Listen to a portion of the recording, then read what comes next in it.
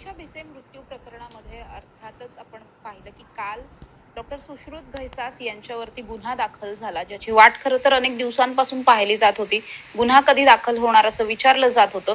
काल गुन्हा दाखल झाला, मात्र जो काही गुन्हा दाखल झालाय त्याच्यावरती जी काही कलमं लावलेली आहेत, या कलमांनुसार सुश्रुत घैसास यांना नेमकी कोणती शिक्षा होऊ शकते किंवा मग या सगळ्या कलमात नेमकं काय म्हटलंय हे जाणून घेणार आहोत. माझ्याबरोबर कायदेतज्ञ ॲडव्होकेट मिलिंद पवार सर आहेत. सर, काय सांगाल, एकंदरीत ही जर FIR आपण पाहिली तर ज्या कलमांतर्गत गुन्हा दाखल केलेला आहे, ही कलमं नेमकी कशी आहेत आणि काय शिक्षा होईल? आता याच्यामध्ये मिळालेल्या FIR नुसार जी काही FIR म्हणजे गुन्हा रजिस्टर्ड नंबर मिळाला आहे, तर त्यात कलम दिसतंय 106 1 BNS, म्हणजे पूर्वीचा 304. ज्या वेळेला भारतीय दंडविधान होता त्यावेळेला 304 होता आणि आता लावलं 106(1).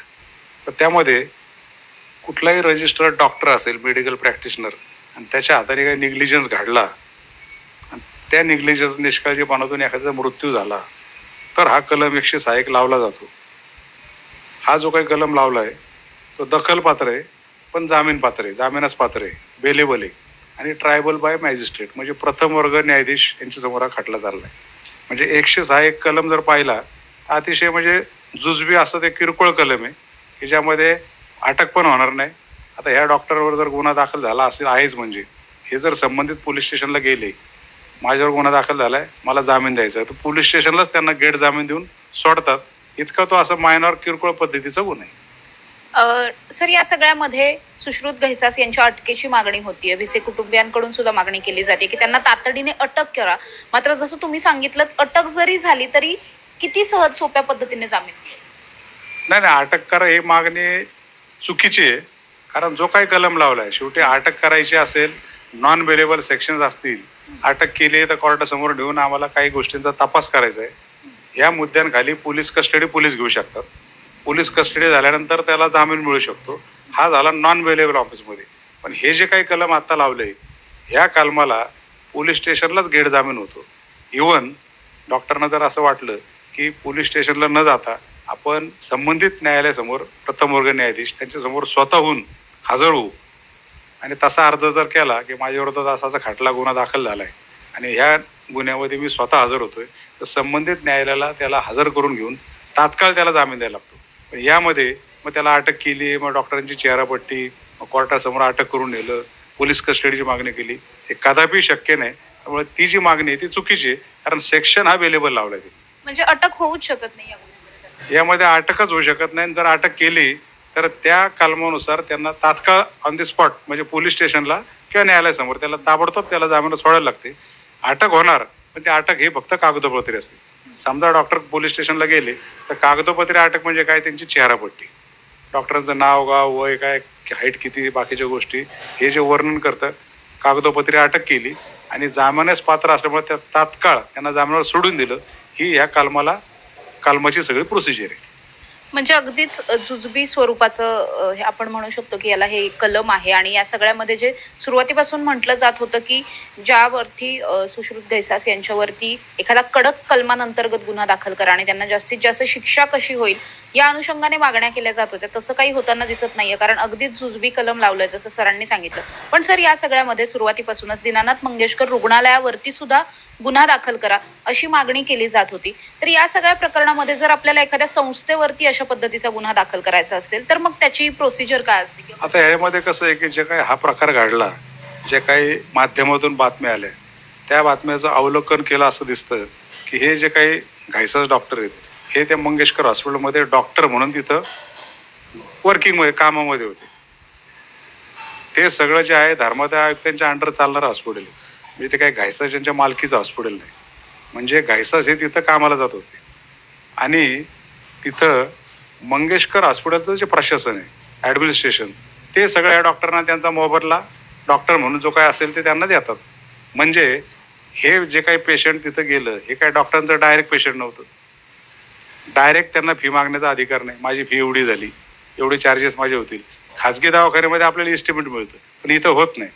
आता मिळालेल्या माहितीनुसार हे जे काही कोणी पेशंट दगावले, याचं असं तर मला माझ्या माहितीनुसार घडलेलं नाही की पेशंट दरवाजावर आले आणि डॉक्टर म्हणले की नाही हे 10 लाख भरा, नाही भरत ना, गेट आउट, असं काही घडलेलं नाही. त्या संबंधित पेशंटला पूर्वीची ट्रीटमेंट चालू होती आणि बऱ्याच वेळेला असं होतं की बा असं असं आम्हाला ट्रीटमेंट तुम्हाला करावी लागेल. डॉक्टर सांगतात ह्या पद्धतीचं ऑपरेशन सर्जरी करावं लागतील, तर तुम्ही ठरवा. 3 महिन्याने या 4 महिन्याला लगेच करायची घाई नाही.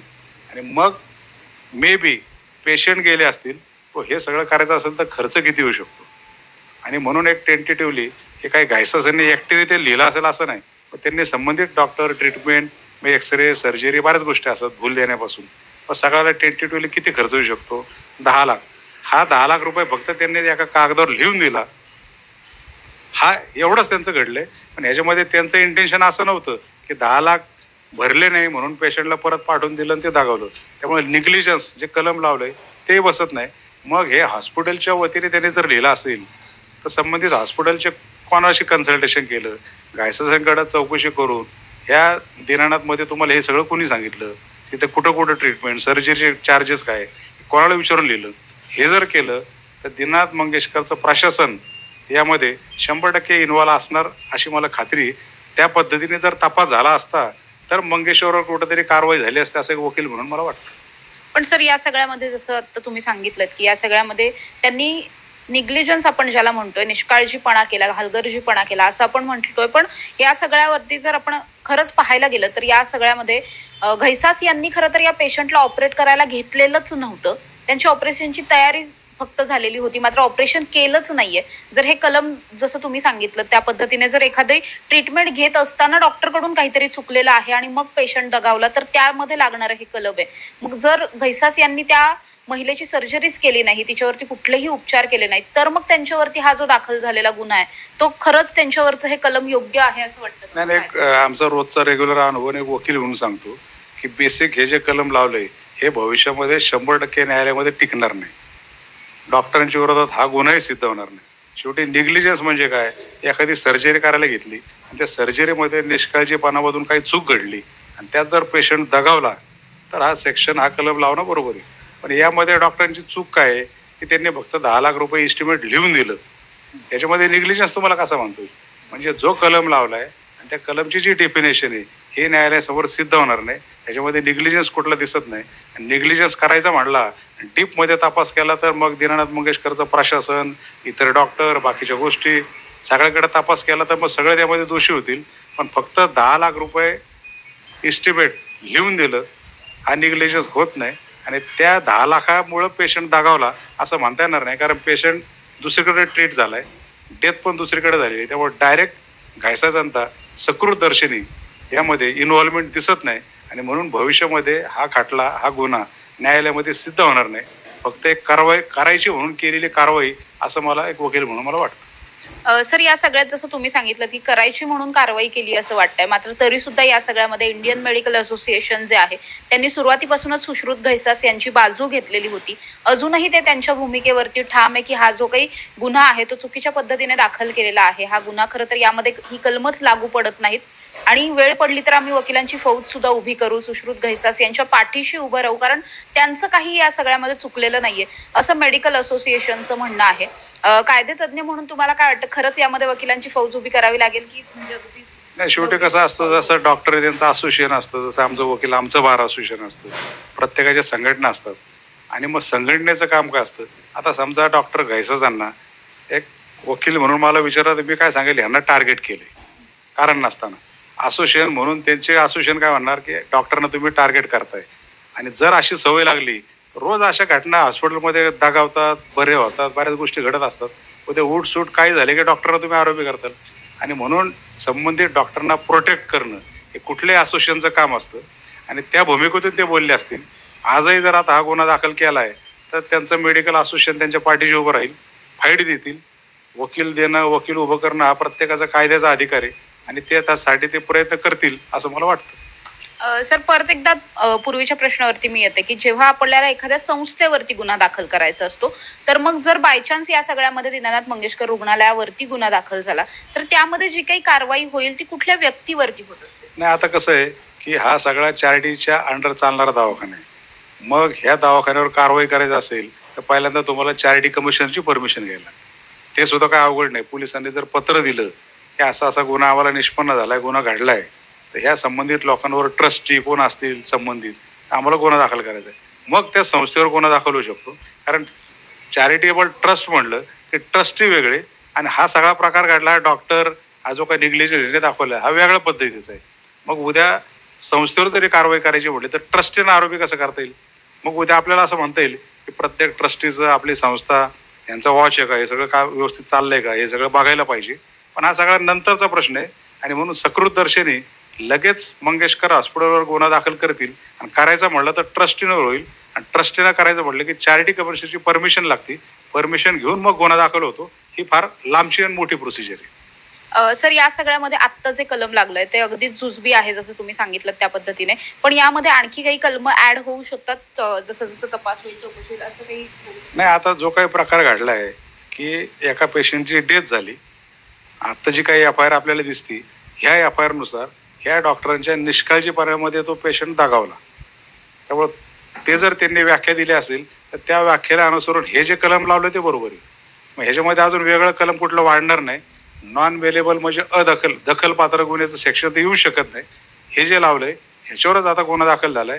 याप्रमाणे तपास होणार आणि त्याप्रमाणे दोषारोपपत्र होईल. त्यामुळे यामध्ये अजून सगळे कुणी समजा वेगळे आरोप केले तर त्या आरोपानुसार एखादा कलम वाढू शकतं. पण ह्याच्यामध्ये आरोप करायचं काही कारण नाही. एकंदरीत असं दिसतंय की मंगेशकर प्रशासन हॉस्पिटल त्यांना बाजूला ठेवलं, कोणाला तरी टार्गेट करायचं म्हणून डॉक्टरांना केलं. भविष्यात ते केसही संपून जाईल.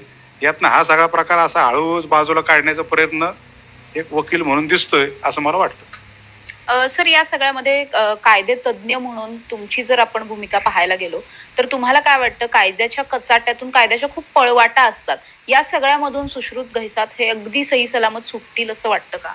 आता कसं आहे, यामध्ये गुन्हा दाखल झालाय. आता गुन्हा दाखल झाला म्हणजे गुन्हा दाखल झाला तर पहिली कारवाई असते आरोपीला अटक करून तपास करणे. कलम बेलेबल आहे त्यामुळे यांना डायरेक्ट अटक होणार नाही. तपासाला एकदा बोलवतील, स्टेटमेंट त्यांचं घेतील, काय हा प्रकार आहे. पेशंट आलं, तुम्ही 10 लाख तुम्ही दिले का? उद्या तपासामध्ये जर घैसास डॉक्टर बोलले की हे माझं अक्षरच नाही, मी लिहिलंच नाही, त्या पद्धतीने तपास चालू होईल. जर त्यांनी मान्य केलं हो मीच लिहिलं, कारण त्यांनी विचारला बा किती खर्च येऊ शकतो, एक एस्टिमेट म्हणून दिलं. पण असं काही घडलेलं नाही की पैसे भरा तर तुम्हाला ॲडमिशन, नाही तर तुम्ही बाहेर जा, असं काही प्रकार घडलेला नाही. हे लिहिलं कधी? हे लोक समजा 1 महिन्यापूर्वी आले असतील त्यावेळेला मी ते लिहून दिलं होतं, ते महिनाभरात परत आलेच नाहीत आमच्याकडं, असं येऊ शकतं. त्या अनुषंगाने सगळा तपास चालेल आणि मग ह्या संबंधित डॉक्टरांच्या विरोधात कुठल्या प्रकारचा पुरावा, कुठल्या प्रकारचं दोषारोपपत्र, जवळपास त्यांना आता 60 दिवसाची मुदत आहे, कारण त्याला पनिशमेंट आहे फक्त 2 वर्षाची. 60 दिवसामध्ये तपास करून दोषारोपपत्र जाईल आणि नंतर न्यायालयीन प्रक्रियेमध्ये जसं जसं मॅटर पुढे जाईल 1-2-3 वर्षामध्ये याचा निकाल लागू शकतो असं मला वाटतं. धन्यवाद सर, तुम्ही दिलेल्या माहितीबद्दल. जसं सरांनी सांगितलं त्या पद्धतीने हे कलम अगदी जुजबी आहे. दीनानाथ मंगेशकर रुग्णालय जे प्रशासन आहे त्या प्रशासनावरती जे काही ठपका ठेवण्यात येत होता, टीका होत होत्या, आरोप होत होते, हे सगळे केवळ एका व्यक्तीला फोकस करून, त्याच एका व्यक्तीला अर्थात सुश्रुत घैसास यांना टार्गेट करून त्यांच्याच एकट्यावरती हे जो काही गुन्हा दाखल झालाय तो झाल्याचं कुठेतरी पाहायला मिळतंय. अर्थात जो गुन्हा दाखल झाला तो सुद्धा अगदी जुजबी आहे. लगेच यामध्ये जामीन मिळू शकतो. त्यामुळे खरंच यामध्ये कारवाई सरकारला करायची होती का, किंवा ज्या समित्या आहेत त्यांचा जो काही अहवाल आला, पोलीस प्रशासन असेल, खरंच कारवाई करायची आहे का, हा एक खूप मोठा प्रश्न उपस्थित होतोय. कारण ज्या प्रशासनाच्या अंडर हे सगळं घडलं त्या प्रशासनावरती कुठलीही कारवाई झालेली नाही, कुठला गुन्हा दाखल झाला नाही. ज्या डॉक्टरांवरती हा गुन्हा दाखल झालाय तोही अगदीच जुजबी स्वरूपाचा आहे. त्यामुळे या सगळ्या प्रकरणामध्ये खरंच कारवाई करायची आहे का, आणि तनिषा भिसे आणि आता त्यांच्या कुटुंबाला खरंच न्याय मिळणार का, हा प्रश्न अजूनही प्रलंबितच असल्याचं पाहायला मिळतंय.